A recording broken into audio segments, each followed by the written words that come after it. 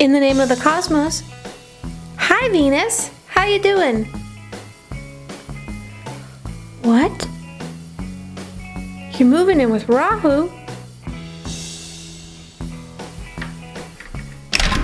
Oh dear.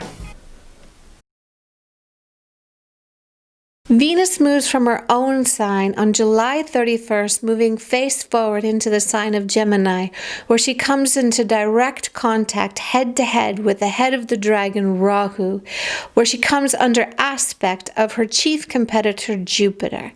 Welcome to In the Name of the Cosmos. My name is Siri Prakash. I'm a Vedic astrologer, and in today's video, we're going to talk about the indications and implications of Venus's transit into the sign of Gemini, how she will be influenced by Jupiter, how we can expect and how we can maximize energies from her, and then we'll take a look sign by sign to look at the key influences so that you can navigate yourself in a more efficient way. Let's take a look at the blend of energies that are surrounding Venus's transit into the sign of Gemini.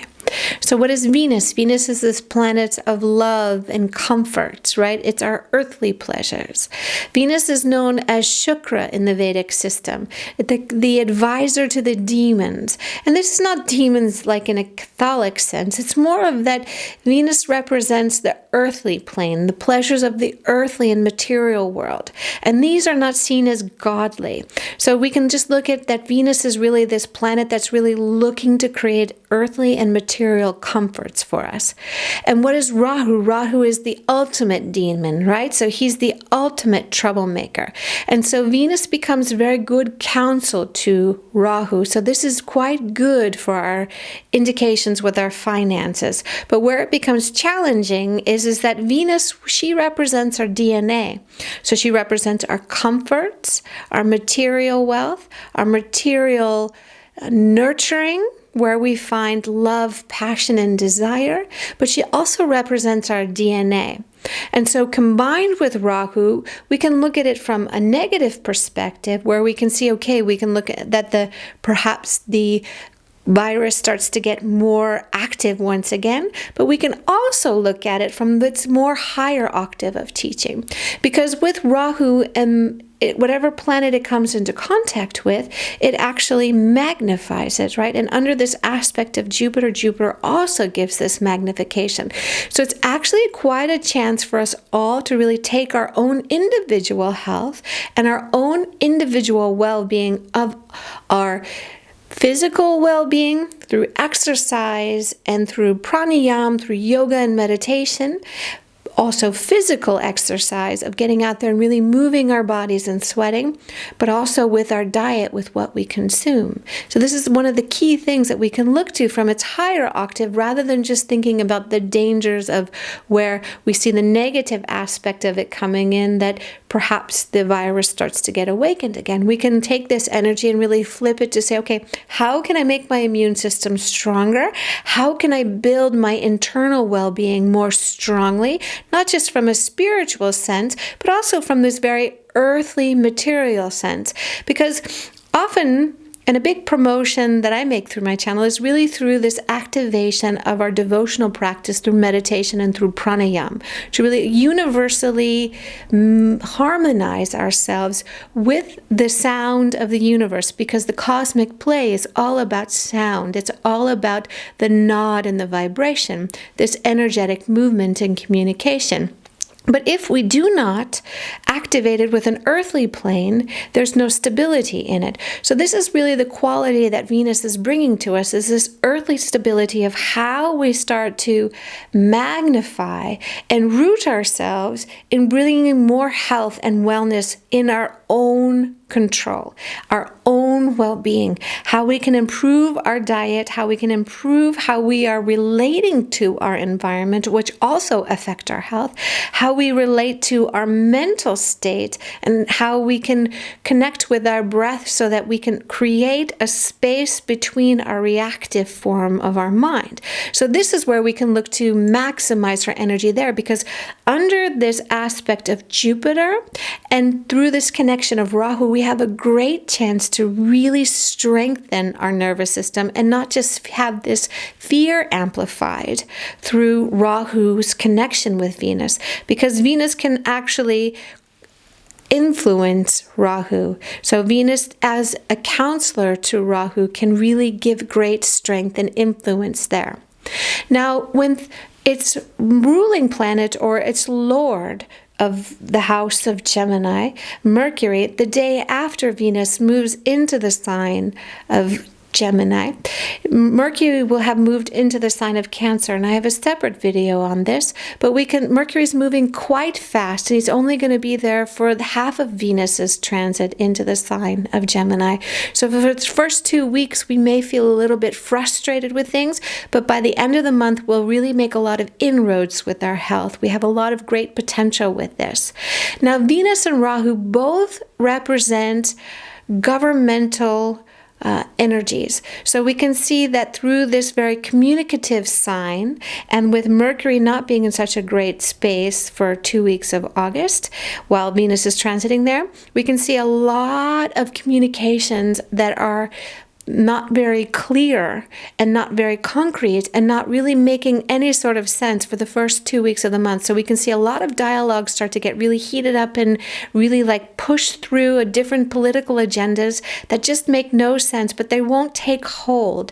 This will come later in August. So we can see a lot of disturbance with the government, with communications at this time.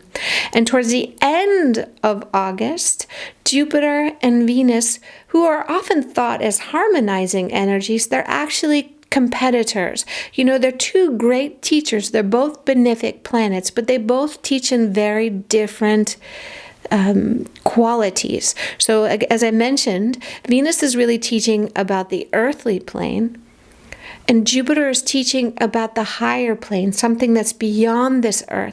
So their opinions start to get very strong of who is right and who has the best knowledge and wisdom. So there's going to be a bit of a tug of war towards the end of the month. Now, Venus, when it moves into the sign of Gemini, it's stepping down from its higher state. So it's moving out of a very strong state into an environment that's not really providing Venus with a lot of resource, right? So Venus, again, it's about this nurturing comfort, this earthly comfort. And in Gemini, there's no anchor for it to really find its place. And Gemini itself is a very unstable environment. So we can see this through the quality of people who have the Gemini in their ascendant sun and moon, where, you know, they're playful people. They want to experiment with things. They want to figure things out. And so Venus is really looking for solid, stable security. So the best use of this energy is really to activate, especially while Mercury as it moves into the sign of Cancer, because our logic will be a bit disturbed, is that we just use it for creatively thinking outside of the box, how we can create things that are not really taking shape quite yet, right? This will happen more towards the second half of Venus's transit. So the first 2 weeks, we should just really be focused on really allowing something more creative to come in and work on her health. This is really how we can maximize her energy in her first 2 weeks. And then the second 2 weeks, we can start to gain stability with finances, getting financial planning, financial advisement, financial direction towards the second half of her transit in the sign of Gemini. So the first 2 weeks are a little bit more kind of frustrated, unstable, feeling like there's not enough concrete things. But what you can do is really work on your health, not only what you intake, but how you move your body, and then how you're connecting with yourself through either pranayama exercises and yoga, things like this. But it's really the combination of these three things. And then looking at then how you can creatively start to think about how you can take action moving forward, because we're going to start moving in August quite fast. So July was a little bit of a slowdown where we didn't really have a lot of energetic push, and everything started to kind of it was just this like feeling of we're in this kind of momentary pause, even though we saw like in the US, for example, where the virus really started to explode once again. But we can see that in the global sense that really there was not a lot that was coming out, right? But in August, we'll start to see the news and what government has been deciding that have been coming behind the scenes start to really come forward, and people will be activated. But I'll make a separate video about Mars, who's really the chief one who's activating this change and shift in this planetary climate of the summer. Let's take a look sign by sign to see the key indications by your ascendant, sun, and moon. Now, this is just a general forecast, so you need to really take a look at what your natal chart and what planets are positioned in which houses and the degrees to see how things get activated, as well as take a look at the dasha that you're running. But this will give you a general idea of what you can expect and how you can really direct your attention to take the best use of Venus's transit into the sign of Gemini. So for Aries, this is occurring in your third house of communications, marketing, like colleagues, siblings, your younger siblings. And this is actually a good transit for you. So here you can find ways to find creative avenues for connecting with your colleagues, with your projects, of how to really maximize your efforts with your material gains using some creative ideas. Taurus. So your ruling planet has now left your first house and has moved into your second house of finances. And so this will give you some new ideas of how to create some new revenue streams of money, as this will be something that's very key for you in the next 2 months, where when Mercury is also moving into the sign of Cancer the day after, and I have a separate video for this, but here you're going to really look at how you can make new revenue streams, make new avenues of new money coming in to help fund you, to help take care of you. Gemini. So for Gemini, this is occurring in your first house. So Gemini for you is actually a bit of a challenging first half of the month, because your ruling planet has just moved into, or will move in on the 1st of August, into the sign of Cancer. So you can feel a little bit burnt out. You can feel a little bit tired as well, because your planet's just been really there, strong, holding it, working, and been very engaged with negative influences for such a long time. So you can feel a little bit burnt out. And so for you, this transit is really just a time to take time out for yourself. This is really key for you right now, because it will start moving for you by the 3rd week of the month, where your energy starts to get re-engaged again. Now for Cancer, this is happening in your 12th house. So in your 12th house, it can bring in some unexpected expenses, right? So what I would suggest for you is that it's not only about large expenses, but it's about really plugging up the holes of what's charging regularly onto your credit card. So really find out what those are, because you'll see at the end of the year, you'll think, oh no, what happened to my money? Because maybe there's something where you have monthly payments that are going through. You just need to take a look at your financial holes, because it's not really looking like a big major expense, but just looking like a cumulative of a lot of little charges that are adding up to significant money in this kind of world that we're living in right now. So just take and look at your subscriptions, see what's really useful for you, and make some corrections there. This is a good use of Venus's energy of her transit into the sign of Gemini. So for Leo, for you, this is occurring in your 11th house, and it's your 10th house ruler. So you can feel also that here you want to change something with your career. Maybe you want to change something with your work. Now is not the time. You need to wait for the fall time for this. So just wait, maybe just allow the space to be creative and to be open to see what could come to you, but don't make any changes yet. So for Virgo, so this is happening in your 10th house career.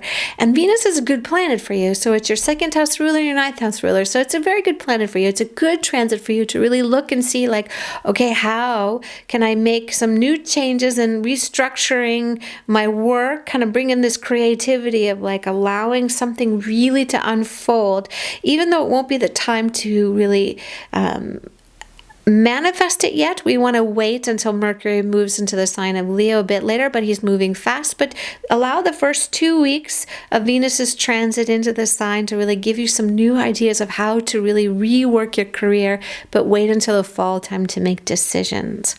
For Libra, this is really great, right? So Venus is moving out of your 8th house. This is fantastic for you, right? So it's moving out of your 8th house into your 9th house of receiving receiving good counsel and receiving advice. So July was a really hard time for people with Libra ascendant, sun and moon. Like they were really under emotional pressure, a lot of confusion, with Venus being in the 8th house.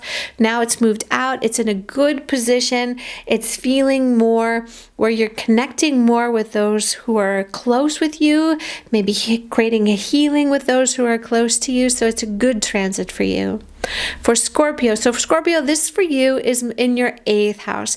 And for you, it's going to bring problems with your partner. So here you must be careful. Like just watch your emotional reaction to the tension that your partners will bring for you, because in August your partners are definitely going to bring it to the table and you're going to feel frustrated. And with Venus in there, your 8th house, you just don't want to make too much disturbance with it. But it also can indicate some really fun, intimate relations as well with your partner, so you can flip the switch rather than reacting to just kind of reinvigorate your life instead, your romantic life instead.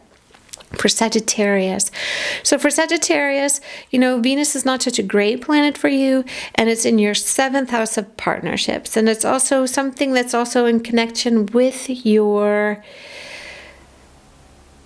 business. So right now, the good thing for you is you have your ruling planet transiting into your 1st house, so you can feel at least a little support there, because Venus is really not going to give you so much. So it's not the worst transit for you, but it's not one that you're going to really feel magnified with. It can also be, if your moon is there and Venus aspecting to your moon, a good time to put energy into really creating and developing your home. This is a good sense for you, a good sense with Venus, how to utilize her energy. For Capricorn, so Capricorn, Venus has moved into your 6th house. This is not so great, right? So as I mentioned that Venus is activating some potential health problems, this is especially so for those with Capricorn rising. You need to take, or Capricorn moon as well. So here you need to really take care of your health. You really need to take charge of your health. You need to just make sure that you weren't just denying some things that were kind of coming up about your health in July that you weren't paying attention to. It's really important that you move your body. It's really important that you connect with your breath. It's really important that you make yourself sweat, because you can feel also a lot of pressure and tension in your body that needs to really be released. So really work on your health, really work and get focused to it, because you have Saturn sitting in your 1st house, so you already have a lot of pressure there anyway, and you've got Jupiter transiting into your 12th. So with Venus in your 6th, it's not a great configuration. It's 30 days where you can really look to make a plan that's a little bit more designed for a better health system. For Aquarians, for you, this is your 5th house. So this is quite a nice transit for you, where you can actually have more fun with your friends. So in July, you are very busy with building new business ideas, new business things, new ventures, about maybe working on your business a lot. So Aquarians were very busy with this. And so with the first 2 weeks especially, so you can start to see more engagement with friends where actually you're enjoying yourself more. So you're just getting a little bit more pleasure, right? Because again, in the fall time, Aquarian, you're going to have to work very hard. So take this few weeks, get out, be with friends, while practicing your safety. But also you can maybe just do it to take walks with your friends. Do something that engages not only your health, your desire for connection, but really connect it also with your health, because last month you were also under health pressure. So it's good to keep pushing forward with this for you, Aquarius, because health is definitely an issue for us all in 2020, but especially for you. Now for Pisces. So Pisces is happening in your 4th house, and your ruler is in the 10th house strong. So for you, this transit is actually working on what is really bringing you comfort, not only in your environment of your home, but also to your career. So these two planets are really going to be communicating with each other of what is really bringing you nourishment with your career, and what is really bringing nourishment with you in your immediate environment. So really pay attention to those things. I thank you very much for joining me in my video today. I hope that you found it useful. Please like and subscribe, and I see you in the future videos.